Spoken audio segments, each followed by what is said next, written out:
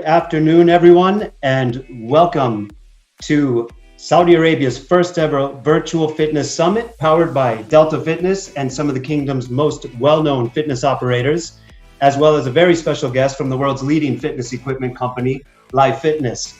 My name is Richard Jordan, and I'm the moderator for today's exciting session, the future of the KSA fitness industry post-COVID-19, and of course we'll be touching on during the pandemic a little bit as well. For over 30 years, Delta Fitness has been the leading fitness solutions provider in the Kingdom of Saudi Arabia and Bahrain, providing products and services that enrich lives. It's for that reason that we feel obligated to help find solutions to the challenges faced by club operators during this pandemic and after. And we stand together with all of you today and beyond. We stand with the fitness industry and our community in this fight. That being said, I would like to introduce Delta Fitness's General Manager, Majid Ali Reda, for the opening remarks. Welcome, Majid. Thank you for the introduction, Richard. Bismillah ar-Rahman ar-Rahim. Assalamu alaikum jami'an. Good afternoon, ladies and gentlemen. It's my pleasure to welcome you to Saudi's first virtual fitness summit in collaboration with a diverse panel of local reputable club operators. As we all know, 2020 has been an unprecedented year globally and locally, stemming from the spread of COVID-19. Today, most industries, including the fitness and wellness industry, face a challenge and the playing field unknown to all. A challenge that called for the purpose of today's session to unite the Saudi fitness community. We find ourselves compelled with the duty to assist in these challenges. We're all in this together, and together we'll come out stronger. I'd like to extend our sincere thanks to the contributing panelists, Fit Forever Fitness, Arena, Kun Sports, NuYu, and RG Fit, in addition to our special guest speaker from Live Fitness, for your participation and knowledge sharing. Thank you all very much. Without further ado, Richard, please proceed. Thank you so much, Majid. Everyone, bear with me here as I transition out of this. All right, panelists, are you able to turn your cameras back on? Good afternoon. Looking for one more panelist to add in here. Give me 1 second. And I found him. All right, Rayan, are you there? There he is. Good afternoon, everybody. And thank you again, Majid, for your opening remarks. Welcome to all the panelists. You guys just turn your mics on as it's time for you to speak. I'll try to go in some sort of alphabetical order on the questions. You've already had Majid introduced you all a little bit, but I'd like you to take a moment, please, to introduce yourselves, the organization that you're with, and just touch briefly on the biggest challenges you faced during this pandemic and how you overcame them. So I'm going to just go from actually the order of the boxes as I see them on the screen. So I'm going to start with Darren. Darren, how are you today? I'm good, thanks. How are you? Excellent. Good. My name's Darren Woodward. I'm the COO of Kun Sports. So we're a new company looking to investigate kind of the sport and fitness field within KSA. We had literally just opened one of the new projects when COVID hit. So it was a bit of a shock. I think we've been open about 2 weeks.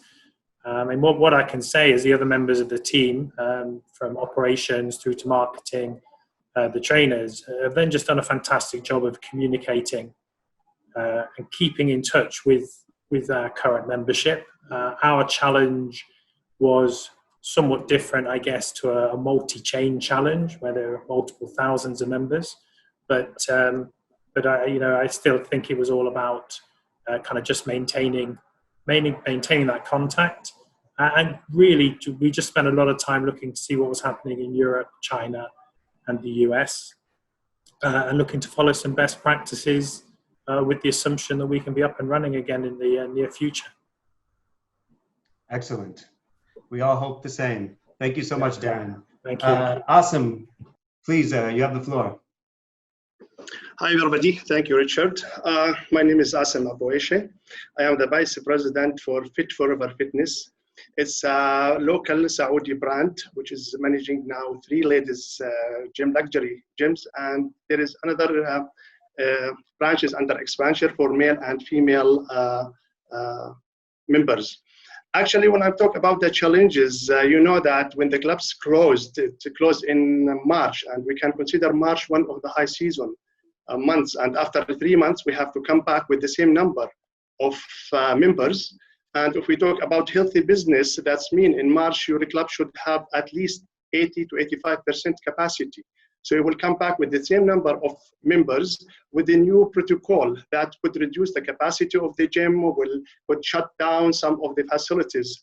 So we as other gyms are waiting for the new protocols and new rules to see how we can comply it and to create a new procedures to recover the business as soon as possible.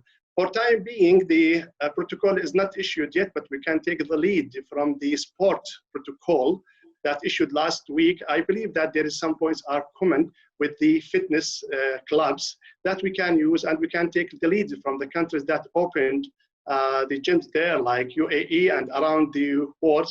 So the headlines of the instructions now or the protocol is clear for most of the gyms, but we are waiting for details and how we can manage the next period after the open to recover the business as soon as possible. So this is the big challenge for us. Excellent. Yeah, and we're going to talk a little bit about reopening a little bit more today. Thank you very much, Asim. I really appreciate it. Marcia, how are you? Hi, how are you? I'm good, thank you. So I'm Asha. I am the Quality Control and Customer Experience Manager at NuYu. NuYu is the leading female-only chain of boutique fitness centers in Saudi Arabia. We are one of the pioneers in women's fitness and have been around for 8 years now. We bring to you internationally qualified trainers, world-class equipment, and innovative group exercise classes. We have a total of 7 branches located across Riyadh and the Eastern region. The past 3 months it's been a bit rough, but we've been working from home. You know, we did start our online virtual offerings as well, and also just waiting patiently, looking at the trends across the world, you know, China, Europe, and just seeing what's ahead in terms of reopening and just waiting for the announcement, I guess. Excellent. Thank you so much. Thank you for your participation. Thank you. Thank you. Mohamed Salah, how are you? Good, thanks, Richard. How are you doing? Very well, thanks. Good afternoon, everyone. My name is Mohamed Salah. I look after operations for Arena Saudi across the kingdom. We pride ourselves as a premium fitness facility in the kingdom. We currently have 5 branches offering 9 programs across 4 verticals, namely Arena Functional, Arena Defense, Arena Women, and our kids program, Arena Heroes. I'd like to start off by saying that I believe the last few months have been a massive eye-opener for all of us as human beings globally, and not just on a business level. Whether it be financially, emotionally, or mentally, we all have been tried and tested during this period. So I'd like to start off by commending my fellow panelists as well as all other business leaders listening in today on successfully being able to survive the last 90 days. Sometimes I think we're really too hard on ourselves, but for me, being able to float your business and retain your people with very little to practically no cash flow is a huge achievement. As we know, there are multiple entities within our industry and within Saudi as well that were unfortunately forced to succumb to the pressures brought on by the pandemic. And this period, whilst I think generally perceived as negative due to its horrid impact across multiple levels globally, without a doubt has also come with a fair share of positives for businesses, as it's given us an opportunity to step back, reassess, reprioritize, and correct a lot of the mistakes we may have made over the last few years, predominantly on an operating cost level. And I believe we are all going into this next stage with leaner, tighter business models that will allow us to survive, obviously, the aftermath of COVID-19 and ultimately generate higher levels of profitability long term. I do believe that continued market consolidation and attrition will continue throughout the rest of 2020, with many clubs and studios also not being able to survive the first quarter post-COVID. So I think it's imperative that we all understand and ensure that this is part of our short-term strategies in terms of making sure we are able to overcome the challenges we still face to the first stage of reopening. Thank you. Thank you. Very well put. Thank you so much. Rayan, how are you, brother? Hi, Richard. How are you doing? Very well, thanks. Excellent. Hi, guys. My name is Rayan Ghalini, CEO and Managing Director of RG Fit. Thank you, Richard, and thank you, Delta, for having me on this panel today. So we are a fitness facility based out of Jeddah in Saudi Arabia. We focus on group classes and providing different sort of programs for different needs. That's kind of how we started in the market about 5 years ago. When we closed mid-March, we were already expecting some sort of changes to come, towards the fitness industry. We were, probably mid-February to end of February, seeing already a drop in traffic in the gym because of the COVID pandemic. So what we did was, we kind of jumped the gun and started to create an online marketplace or an online program that we deployed about 24 hours after we had to shut our doors. I think our biggest concern or our biggest know-how was to understand consumer behavior, and our facilities and our businesses focus a lot on community and engaging communities. So how would we transition that into the online space, and how could we mimic that, and how could we keep engaging clients? And we've had some great findings over the past 3 months, and in terms of customer attention and engagement. So I think it taught us a lot, on how to build other revenue streams post COVID. That's great. Actually, that's going to help segue into the next question. So what I wanted to ask you all, and Rayan, you can just continue on this, and then I'll ask everybody else to touch on this. Obviously, there's been a massive launch of digital, virtual fitness services, and I would like to hear everybody's overall experience in adapting to that, and just maybe what are some of the challenges in that model? Go ahead. Absolutely. So we, March 15, we had to close our doors. I think March 16, we were online. We started off by doing just kind of body weight programs and classes. I think our biggest challenge in the beginning was to sell the concept of online training to our customers, and how they would be getting the same amount of value online that they were getting in person in the gym. So what we did was we focused a lot on client engagement and that relationship aspect, towards fitness and well-being. So we quickly developed a kind of weekly follow-up program with our clients. We would have our trainers call and discuss any sort of issues that clients might be facing. Community calls where all our members could just hop on a Zoom call and just discuss anything, or just kind of be in the same space and communicate and create relationships. And I think that was a big aspect that people were missing as well, just the social aspect as well. Putting fitness aside, being locked in our homes for so long, that it really took a toll on the mental state as well. So that's what we were also focusing on, and that's something I think we can touch on base later, the mental aspect and the kind of wellness of the customer from that standpoint. So it's been going very well. We've had some interesting findings. It's something that we developed. Right now we have about 8 or 9 different classes per day, different programmings. We rented out our equipment to our clients, so they're able to do certain programmings with the equipment that they have from the gym.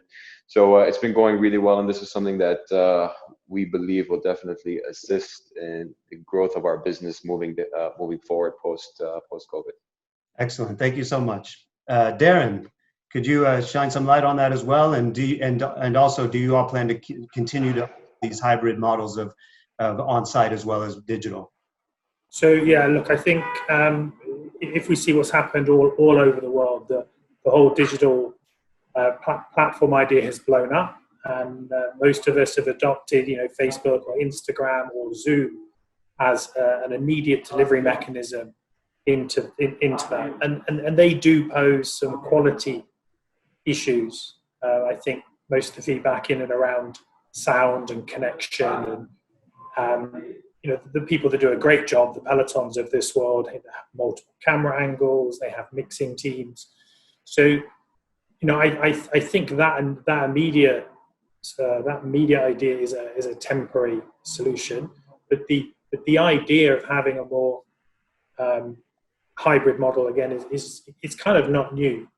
I think what COVID has actually done is, I think it's accelerated the importance of giving people a connection and maybe a digital experience outside of the club. I mean, Life Fitness have had a digital platform for many years, so have some of the other manufacturers, but I think it was almost too visionary. Whereas now, I think anybody that's not considering it going forward in some element may want to rethink it. You know, we certainly seem to have engaged a lot of people that hadn't exercised before. Now maybe it's an opportunity to take those that have engaged digitally and actually bring them in and share that social environment that, as human beings, I think we're always going to want. Excellent. Thank you so much. Asim? Yeah, actually, we need to have a look about the changes in the fitness in the industry, because everyone, when you ask him about what is the trend now, maybe they say technology, but if we have a look at the history of the changing in the fitness industry, the gym concept, the business model during the last 10 to 12 years, beginning from the classic gym, let's say, with full facilities, moving to 24/7, our fitness, the fast, convenient, affordable. Then we start seeing the synthetic training gyms, which is doing one or two type of training, like CrossFit, MMA, personal training, HIIT training. And as the nature of the technology revolution around the world, okay, the trend now in the fitness industry is not clearly defined, because there are a variety of the terms that introduce this term, this trend, whether we talk about smart fitness, digital fitness, online gym, virtual classes that related to the fitness. Now the trend is the fitness, and what happened now is not the changing, or the fitness industry will come upside down, or it's completely changed, and the existing gym will stop. As Darren said, the situation just increased the acceleration of the nature changes in the fitness industry. And during the lockdown, and by using the online training, because the online was the only way to achieve any goals or the communication in any business. So that gives the opportunity to many people to know the digital fitness or the online fitness. As it's at the same time, the existing club will open soon or later. If the clubs are closed, that doesn't mean that the members are gone or disappear somewhere.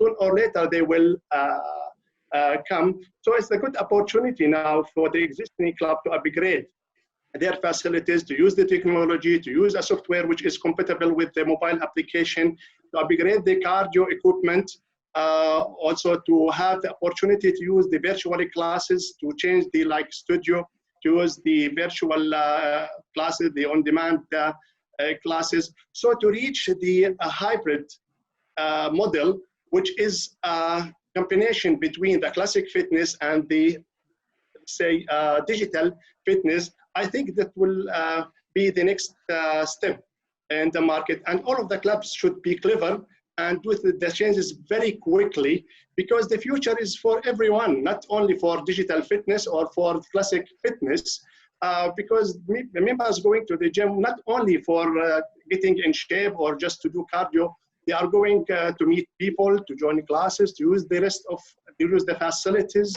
such as strength machines, steam, sauna, jacuzzi, to share the positive experience with other members, to train in the excited atmosphere inside the gym, to be encouraged by the instructors, and to change the daily routine between home and work. So I think the life will continue after this pandemic, and the opportunity is there for the technology, because it will approach new segment or potential members to the industry. At the same time, during this time, I think that there is another segment will come to use the gym whom been gaining weight during the lockdown. So I think after 3 to 4 months, as we heard from the researches, that the members will come back.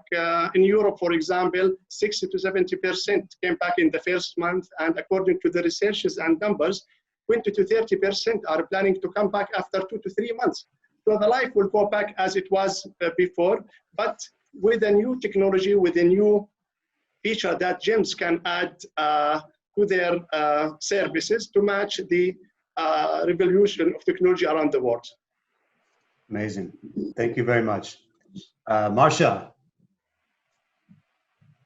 Yeah, so the virtual and digital services are quite popular in the global market. And I think being a woman-only facility is we had to ensure the privacy of our members as well as our staff, or our trainers rather. And this was a kind of bit of a challenge for us because we did offer our fitness classes or group exercise classes online for our members and non-members. So just trying to manage the privacy via social media was a bit of a challenge for us, but we managed to do it anyway. But yeah, so that's the main thing that we had as well. And we did have a lot of members who prefer the social aspect of, being in the gym, attending the group X classes, training with a buddy, or the atmosphere of a group X class in general. So, within the first week of launching our live classes or virtual classes, it was quite popular because it's something new. And then it's just trying to maintain that sort of attendance throughout the couple of months and help keep the motivation there. Because again, people still prefer that atmosphere in the club. Moving forward, I think definitely it would most probably be a bit of both for the hybrid model, but our on location offerings will definitely be our number one priority. Yeah, so that's basically the gist of that. Perfect. Thank you. Mohamed, I'm going to ask you to take it, but before that, everybody, just want to say something. Please save your write your questions in the Q&A box. We're going to do Q&A at the end, but I just want everyone to hold their questions at least to the end. Mohamed, go ahead. Yes, I think Darren and Asim summed up a lot of the key points, but so I won't repeat those. But I think in terms of limitation, just to touch briefly, I think availability of equipment, obviously for members at their homes when it came to virtual training, was a bit of an issue. Also around programming had to be central, had to be focused on body weight centric movements. And also for the coaches to be able to manage correct form and posture through a digital platform may bring its own challenges as well. But when it comes to the future, I have a bit of a different opinion. I believe that we want to remain focused on the in-club experience, which is our core revenue generator ultimately, and will provide long-term sustainability for our business in the market. We have no intentions of investing heavily into a virtual model. I believe it was a contingency through COVID, but ultimately the club experience is where it's all at, that personal interaction, the environment, the community. However, we will continue to offer this as a tool for member engagement, and as well as a value add to our core product. So we're looking at things like, Darren mentioned with regard to limited functionality and stability when it comes to third-party applications. So we are working on something in terms of an in-app integration or platform within our application to support this as a value add for members. But in summary, we'd not invest heavily in virtual because we'd want to remain focused on the in-club experience. Well, I think you're the perfect person for me to start off the next question with then, which is, we know the Ministry of Sports issued a lengthy policies and procedure document on clubs reopening and social distancing. So just speak briefly on how you prepare to return in regards to social distancing measures, standardizing those, as well as sanitation policies and procedures, how you plan to protect the members, basically, and also have members expressed concern, anxiety, nervousness about returning. I think a lot of people will be anxious. A lot of people won't be first movers. I think people will wait and watch and see what happens in the initial stage. So I don't expect there to be a lot of people coming in initially, and we've obviously planned our strategy accordingly. We've done some polls online, and from the numbers that we have, obviously the sample wasn't more than about 200 people, but 65% of people are not keen on being first movers. So I believe it will get better as the time goes on, but in an initial stage, I don't see people flooding the gym. With regard to sanitization or social distancing measures that we are taking, like Asim said earlier, nothing has been shared by the government, but based on the announcement that was made this week, we are expecting the protocols to be shared very shortly. We have followed what the US and the UAE have done with regards to protocols in general. Obviously, our facilities being predominantly functional. So in terms of how we've done the zoning or the lanes may be different from other businesses that are more conventional in terms of having much more equipment on the floor. But there's one point I want to touch on is with regard to, I'm a big promoter in believing that common sense should always prevail against emotion. I see a lot of people talking about things like, oh, you have to come to the gym and you have to wear a mask. And I just like to speak on this for a second. I don't believe that any government or any ministry would enforce any regulation that's in contradiction with the World Health Organization. They are the core for this sort of information. And I believe that if you see the post they put out last week, they're clearly advising people against wearing masks during exercise, because it reduces the ability to breathe comfortably, and sweat also causes the mask to become wet, which promotes the growth of microorganisms, right? So if I could just elaborate further on this, wearing a mask increases resistance to airflow, as we all know. And exercise invariably leads to faster and harder breathing. So wearing a mask during exercise would naturally place a further strain on airflow. Now, at a low to moderate intensity of exercise, effort will feel slightly harder than normal, but you'd still be able to walk or get around comfortably. The challenge now manifests when you're doing harder or heavier exercise, like what we do in our functional group training. Here now, your air intake rises to around 40 to 100 liters per minute, So we all know that when we engage in strenuous exercise, lactic acid is released, which gives us the famous burning sensation we all know about. But lactic acid is then converted to carbon dioxide, and that is exhaled. But if carbon dioxide is trapped by a mask, you run the risk of rebreathing that. And we all know, the science tells us, rebreathing carbon dioxide inadvertently reduces cognitive function, and people will start showing symptoms such as dizziness, lightheadedness, etc. So whilst they are I may have to cut you off soon, Mohamed. I don't mean to do that, but I might have to move you on in a second. Not a problem. I'll just round up by saying that in the atmosphere, we have 1% of carbon dioxide. A study was done in the US with someone running on a treadmill for 15 minutes, wearing a mask, and that traveled to 3%. Keeping in mind that the World Health Organization is saying human beings should not be exposed to more than 1.5% for 15 minutes. So I think it's very important that we understand the science versus emotion and make sure that whilst our members' safety is priority, we make sure we don't implement anything that will lead to further harm. Very, very useful information. Thank you so much. Rayan. Yeah, so I mean, I think we're just anxiously waiting, for these specific regulations that are going to come from the government, from the ministry on specific protocols on how to reopen. But one thing that we have focused on is just looking at best practices around the world, what other gyms are doing in other countries, and trying to implement something for us to be ready when the announcement does come. That's still flexible, that we can adjust depending on the specific requirements of Saudi Arabia.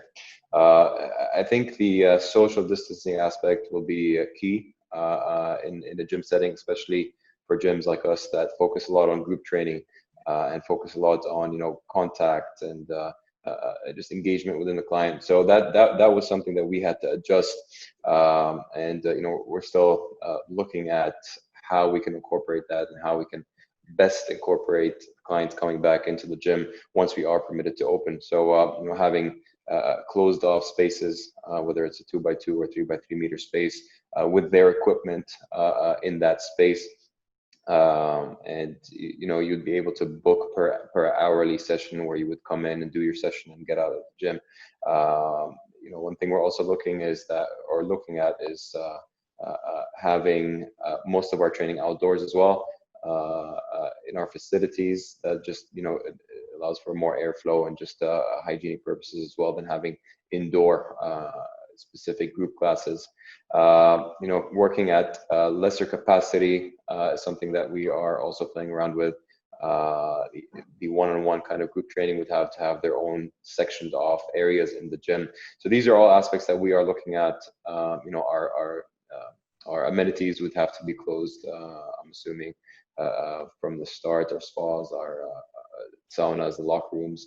And then in terms of just the members, I do think that there will be a lot of hesitation. And just like Mohamed said, I don't think a lot of them will be first movers to come into the gym. There will be a sense of paranoia. So it's all just about showing the effort that we are putting into the hygiene and the well-being of the clients. If we promote that and they see that we are taking care of them, they will feel more comfortable coming into the gym. Awesome, that's great. Thank you so much. Marcia. Okay, so first, yes, we are ready with all the measures needed to protect our staff and our members. We're just waiting for the green light or the go ahead. We are also waiting for, of course, the guidelines from the government as well, so that we can adhere to them. So for example, in our centers, we have social distancing measures in place, limited capacity for our group X classes, as well as, gym floor. So we have members booking in their, say, club visit slots of about 2 hours at a time.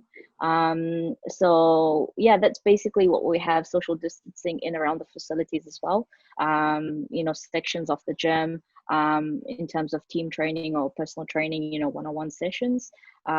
In terms of our cleaning or, that sort of strategies, we do have a pretty intense schedule planned for our cleaners, as well as, prior to opening, during the operations of the club, before and after the gym opens and closes, just to make sure that our members feel, comfortable about returning, because yes, they do have this kind of paranoia in terms of, whether they should really come or not.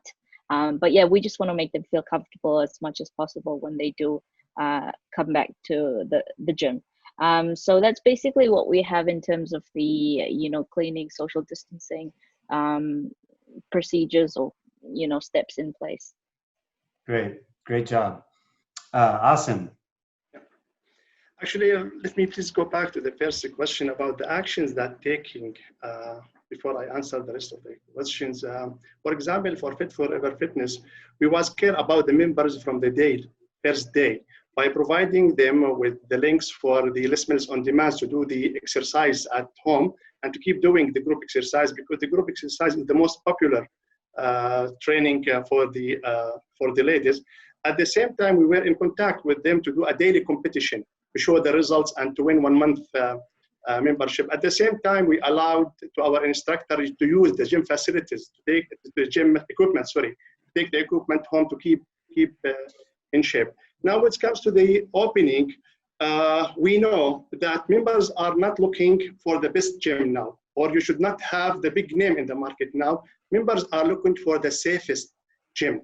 Even if there is a protocol from the government that can be easy to implement it, like the social distancing, like having the sterilizing, the mask, gloves, whatever, you need to be creative to make your member feel confidence that they are training in a very safe environment, okay? And at the same time, to use every small aspect you have to help you. Like, for example, we use the advanced software. Fortunately, we have advanced software that allow us to control the check-in and the check-out, booking online, booking for the facilities, control the working hours. At the same time, you need to think about the working hours. For example, we open from 6 in the morning until 12 in the evening. So extending the working hours, one of the tools that increase the flow of the members around the day. Also to use the technology like the virtual classes. We have the virtual classes. Now, I think none of the clubs did any mistake before the closure, but the mistakes could happen if they did not work hard to use the opportunity after opening the gym with creating a new solution, not only to comply with the government protocol, or just to do what is necessary just to open the gym. You need to be creative to make your members feel that they are training in very safe environment, okay? So they will come to your gym. So this is the competition now between the clubs to retain the member as soon as possible and to give them the confidence. And your history now will you. For example, we have a huge number of housekeepers or cleaners. Now we will get the benefit of that. And all of the clubs should invest in cleanliness, on sterilizing the facilities, buying good material to show the difference. And the members will remember the gym. How was their experience before the closure? And when come back to the gym, they have an impression about the ability of this gym to provide them with the right atmosphere to train in. Thank you so much. Great. It's interesting, the disruption of the competitive nature now and how it's switched to the safety for the members. I love that. Darren. Look, I think most of the things have been mentioned.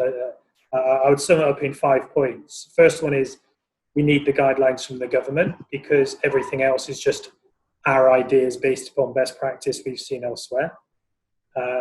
I see there then being 3, call it containment strategies. One is managing the load that actually come into the club at any given time. So this could be a function of your square meterage or a percentage of the membership. We've got the social distancing that could occur. It could include Group X. It might not include Group X. We don't know. The third one is the cleanliness protocols. And I think we've got to be particularly careful in and around accessories that are touched multiple times and might have knurling and whatever on.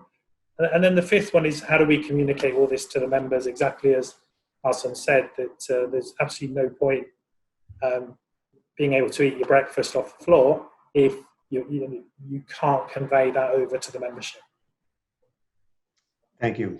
Good points, everybody. So what I want, we're already approaching the last part of this. What I want everybody to do, you don't have to answer if you don't want to. Just raise your hand if you want to answer. But what does this do for expansion plans? Still on the table?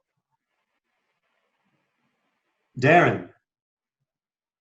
Look, I think there's one thing we can, and if we look at whether it's an economic crash or anything else within the world, the fitness industry continues to grow.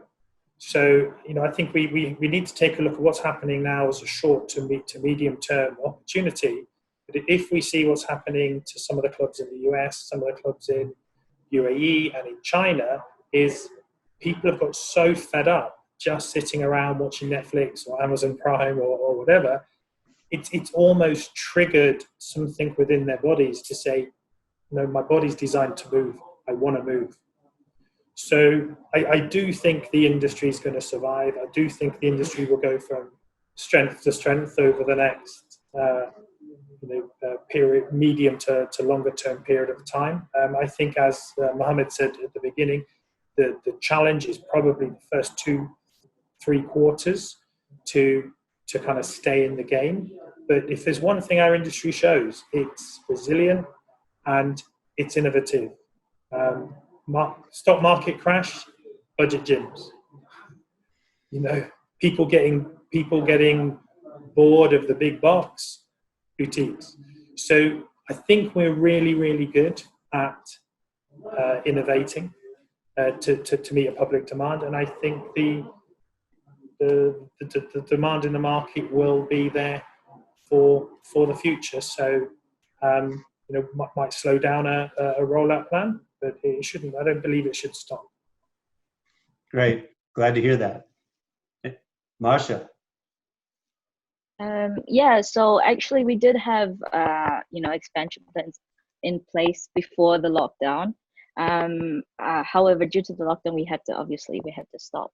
But again, we're waiting for the go ahead so that we can resume. And I think that, as Darren mentioned, that people being at home now, that they realize how sedentary their lifestyles are. So they probably, as soon as they get, or everything returns back to normal, everybody would want to go out there and get fit. So I think definitely that would be a really good opportunity for the fitness industry as a whole to grow. So yeah. Spectacular. Thank you so much. Mohamed Salah, yes, go ahead. Yeah. Yes. While I agree with Darren in terms of the resilience of the fitness industry and the fact that the industry will survive, I just believe that what we've been through is a 12 to 18 month recovery. With the VAT implications that are coming from the government, a very volatile market sentiment right now in terms of consumer behavior. Nobody can foresee the future. We don't know what the first quarter after COVID, has in store for us. Also, all of the debts that we've been able to defer, they've not disappeared. And the day that we open our doors again, people will be waiting for their money, And obviously, once you start bringing all the staff back in, we have to ensure that everyone is being paid. So whilst we have obviously plans strategically to grow the business in the kingdom, I think for us, for the next 12 to 18 months, we'll be focusing on consolidation in terms of what we have and being able to just get our heads above water before we actually look at expanding the portfolio. Makes sense. Go ahead, Asim. I believe that fitness is a lifestyle, and the COVID-19 pandemic affected all sectors, including schools, universities, restaurants, and they will keep going actually. And the same fitness clubs will keep going, but they will just consider the changes that happen in the industry, the new trends. They will take it into consideration, because, as Mohamed said, it's just a few months and it will recover. So we will not stop the expansion plan. Maybe we will be more careful in taking decisions. We will see the changes that happened in the fitness industry to be considered in the new business model.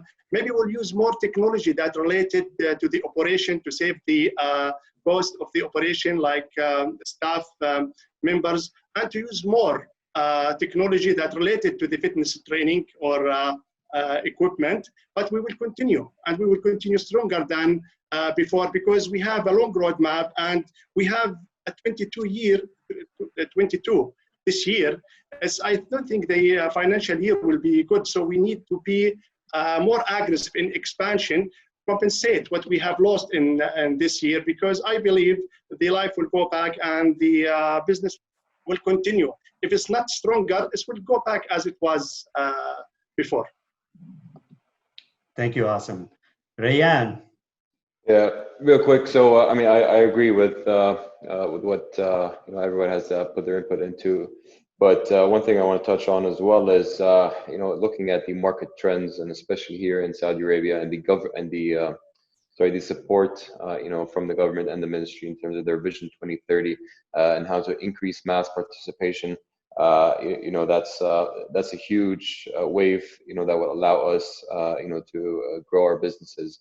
So I don't think, the pandemic has been a bump in the road, but there's still huge amounts of efforts from the government to increase mass participation. We're looking at anywhere from 15 to 20% right now, and their goal is to increase it to 40% by 2030. And increase the total GDP, the total fitness industry in terms of GDP. So I think for us, fitness, for the fitness industry, especially in Saudi Arabia, there's huge potential and opportunity, given the fact that we are getting a lot of push from the government as well in terms of creating awareness and creating a kind of an environment that promotes well-being and fitness to a higher extent. Great. Thank you so much. Everybody stick around, panelists. I want you to stick around for a moment. We are now going to introduce a very special guest from Life Fitness, the world's leading fitness equipment company. I'm going to be adding in Steve Newell, the Key Accounts Director of Europe, the Middle East, and Africa. Steve, I'm bringing you in. There you are. Good afternoon, everyone. How's it going, Steve? Very good, thank you. How is everyone? Thank you very much for having me on the panel. Thank you for being here. Thank you very much. Thank you, Richard. Would you like me to start straight away, Richard, or do you have Please. No, we'd like you to jump in. Perfect, thank you. I just, as I say, like to thank everyone. It's a real honor and a privilege. There's some very familiar faces on here. Darren, Assem, we've met before. Mohamed, Masha, and Rayan, I don't think we've met. And thank you to everyone who's also joining in online. It's a great privilege, as I say, and fantastic initiative from Delta Fitness. So really leading the way in the market and trying to instill confidence back to the industry, which I think is really, really important. A little bit of background about myself. I've worked in the fitness industry nearly 20 years. Starting off initially as a trainer, moving into operations with Fitness First. I think Darren might have even worked there at one period in the UK. And then really been in the supplier side of things since 2004. So working across a number of different suppliers in the last 7 years with Life Fitness. So I look after our key accounts across our indirect markets. So markets like Saudi Arabia, where we have great partners like Delta Fitness, and also our direct markets. So the UK, DACH, Iberia, places like this. I think the panelists brought up some really good comments, and I just wanted to highlight a couple of them. I think Mohamed Salah's opening comments on, everyone surviving and remaining positive in this period, I think is really, really key. This is one of the most challenging periods, if not the most challenging period we'll face as an industry. And I think for all of us to still be here and come through this and remain positive is really important. Rayan, you made a comment around really understanding consumer behavior and increasing community engagement. That is key. I think we really need to know our members, and I think COVID has brought that to the fore. And then Darren and Assam, you made some good feedback around accelerated business models and digital capabilities. I think COVID has made people do things that they would normally have taken them 2 years, they've had to do in 2 months. So although COVID is not good for our industry, it is good in certain aspects in moving it forward in a faster way. So I think there was some great comments. Richard and Delta and the team asked me to just give a little bit of feedback and some global perspective. So, for Life Fitness, we're the largest equipment company in the world. I think people know and understand that. It's been a very challenging time for us. A majority of our focus is on commercial business versus consumer, although we do sell a lot of consumer business. The problem with consumer, we haven't had enough product. So we actually ran out of product very, very quickly because of the boom that happened in 1 month. So probably a year's worth of sales happened in a month. So had we had a crystal ball, we maybe would have made more consumer product. But it's also made us rethink about how we serve our customers, and also how do we get through this, and how do we think about the next 5 years of our business and moving into the future. So there are definitely good things that have come out of this. We as a company don't like talking about the new normal because we don't believe this is the new normal. We believe this is a pretty heavy road bump right now, but people defer to type. So as we come through this, people will slowly get more confidence. We will get a cure or a vaccine or herd immunity, whatever you want to call it. And I think our industry over the next 12 to 18 months will start to move back to a more normal state. If you look at openings internationally, the UK, where I live, and Ireland are still closed. The Netherlands is still closed. We're hopeful in the UK and the Netherlands to reopen in the coming weeks. Some of the South Africa, as an example, they may even be shut to the end of the year, so it's really impacting them. Some of the other African markets are shut, but I think one of the key things is how governments support those industries, and how we lobby about, this is an industry that helps people get fit and healthy, and is really positive in the light of COVID. If we look at markets that have opened and how they're working. France was one of the markets that were most severely locked down. And they're coming through this pretty well. We're talking to operators now and they're seeing their occupancies go from 30, 40, 60%. We've been talking to some that are at 80%. So they're really quickly coming through and the market confidence is returning. Italy was one of the hardest hit. I think people saw it in the news. But again, Italy is slowly coming through this epidemic and they're starting to see some confidence. In Scandinavia, it's an interesting market where Denmark and in Norway, all the clubs were shut down. However, in Sweden and Finland, the clubs did not shut down. So there's an operator there called SATS. I think many of you may be aware of it. 250 clubs across the region, a great partner of Life Fitnesses. And they've actually started to see, we got a message from the CEO in June, the start of June, they actually saw occupancy higher than 2019 occupancy levels.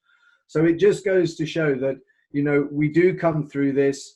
We have to give customers confidence in our facilities, make sure that they're safe, but also they're engaging and they're exciting and they're not overly sterile. Other best practice, by the way, Richard, tell me if I'm running out of time. Have I got a few minutes? You got a few minutes. We're going to take a little Q&A at the end, but we're going to have to wrap it around 3, but keep going, Steve. I have around 3 minutes. So looking at best practice, if you guys haven't seen it, I'd have a look at what David Lloyd are doing. It's one of Europe's most profitable gym chain, around 120 clubs across Europe. I think the videos that they've been putting online about their reopening in the German market, Bad Homburg Club near Frankfurt, is excellent.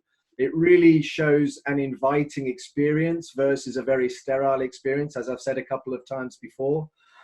SATS in Scandinavia did an excellent job with their digital offering. They pivoted very quickly to online memberships, to train at home, and they saw their membership base did not drop too much. GoFit in Spain is an interesting operator. They've actually partnered with a university in the UK and they've done a study to show how safe and clean their facilities are to, again, re-establish that customer confidence. And then one of the biggest operators in the world and one that Life Fitness has worked with for many years, Planet Fitness in the US. If you guys haven't been on their websites, have a look at their websites. They are the kings of marketing, in my opinion. There's a reason they have 12, 13 million members. They take a fun spin on everything. So they are emphasizing that their clubs have to be clean, but also they're welcoming. And it's really important to keep that message to your members. And then another US club chain is Midtown Athletic. I've just been looking on their websites actually the last days, and it's great to see the CEO of their club chain, John Brady, actually on the front page of their website talking about the initiatives that they've been having in order to reopen their clubs. So those are some best practices really that I'm seeing from around the markets. I have 5 points just quickly on the future of fitness. I think the next 6 to 12 months for me in an optimistic way is going to be very challenging. Some people say longer. It's how quick you adapt to it that is key. I think boutiques will find this a very, very tough period. They are built on high occupancy levels and smaller footprints. So how they then adapt is really important, and can they turn a profit? I think how we connect with the members inside and outside of the club, which links to your digital offering, is really, really important. I think training of staff, they are the lifeblood of your organization, and you have to continue to invest in your staff. Your staff are the ones that will keep members in your facilities. I mentioned about digital. If it's not a priority, it needs to be a priority, but it shouldn't be the only thing. The in-club experience is key. And then really when members come in, they want escapism. They want to be in an environment that is fun, that is exciting, that is results-based. So focus on that member experience.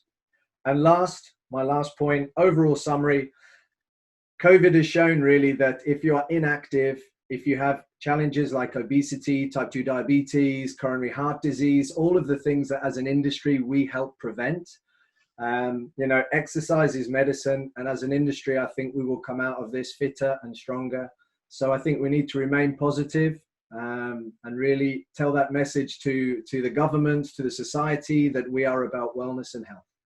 So thank you very much, Richard. I hope I didn't go too many minutes over, and thank you for the comments. Thank you so much, Steve. Really, really great insights. I really appreciate it.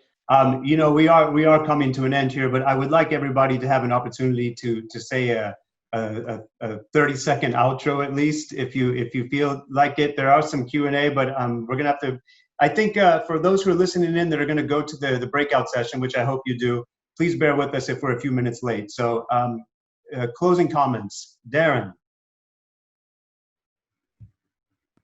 I mean, the first one is, you know, thanks for putting this summit on behalf of everybody. I saw one question that came up about other countries have an industry body that kind of pulls together in difficult times, and maybe also is used to lobby government or other power bodies. And they were suggesting, should there be one for Saudi? And yeah, I think there probably should. I think it's a great idea for these kind of things. I would say, you know, reiterate what Mohamed said. Well done for everyone that's still kicking and screaming and trying to keep going. But look, don't give up. I think we've got a great industry. We've got an amazing product, and our industry continually shows it's heavily resilient. So I'm sure we will come back stronger with a slightly evolved offering, and we'll just wait for the next big challenge. Awesome. Thank you so much. Go ahead, Asim. Thank you, Richard. Actually, my message to all of the fitness clubs around the Kingdom of Saudi Arabia, I'm saying now we are not competitors. We should work together to help each other and to share ideas, come over this period, because we are doing a great job. We are serving the health of population. And I think now we need to focus more on our job, train our staff, take care of our members, because we still have the bright future and all we can continue in this market. Beautiful. Thank you. Mohamed. I'd like to thank you, Richard, and the entire Delta team for working tirelessly to put this summit together. And as Asim has said, this is indeed a historical moment for the industry in Saudi. It's heartwarming to see brands that would usually see each other as competitors coming together, collaborating, sharing ideas in an effort to instill confidence in all, that despite these tough times, our industry will most definitely bounce back stronger. And together we will increase immunity, we'll reduce obesity, we'll lower rates of diabetes, and improve mental health throughout the kingdom, inshallah. Thank you. Ameen. Marsha. Yeah, so a big thank you to you, Richard, for arranging this event.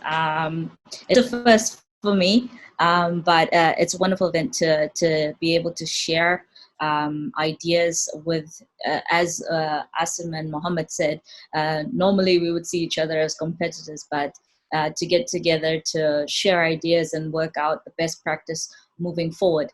And, you know, I think that there's a reason why we all are in this industry, is to help prevent or help keep people active, be it their physical aspects of fitness or, you know, the general well-being of people. And I think together that this industry will definitely bounce back. It will take some time, but I mean, working together and trying to keep everyone active and spread the message out there about general well-being is something that is common with all of us.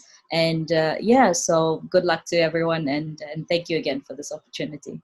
Thank you, Marsha. Rayan, take us away. Yeah, so thanks, Richard, for organizing this into Delta Fitness, and thanks to all the panelists. I think it's great how we're coming together and you know, really trying to push through this time. I think it's very important to stay positive. It's very important to be optimistic and look ahead into the future. You know, the matter of the fact is that people are, you know, especially here in Saudi Arabia, they are becoming more aware of their health and fitness. So it's just about, you know, trying to pivot and maneuver around the road bump that we have been through. And, you know, it's really important to stay optimistic, to come out stronger and really take care of, you know, our population as a whole. Very well said. Everyone, thank you so much. You all do make the community and the world a better place, and it's really awesome to be unified with all of you. And I'm really happy to see you all unified in that cause and what you do to contribute to the well-being of the nation. Thank you, Steve, so much for being here. And you all, we had some great comments or some great questions in the Q&A, but we can't get to it, and that really breaks my heart. But we have to move on to our breakout session. But again, thank you all for being here. On behalf of all of Delta Fitness, thank you for being on this this summit. And let's do it again. You all down for that? Thumbs up.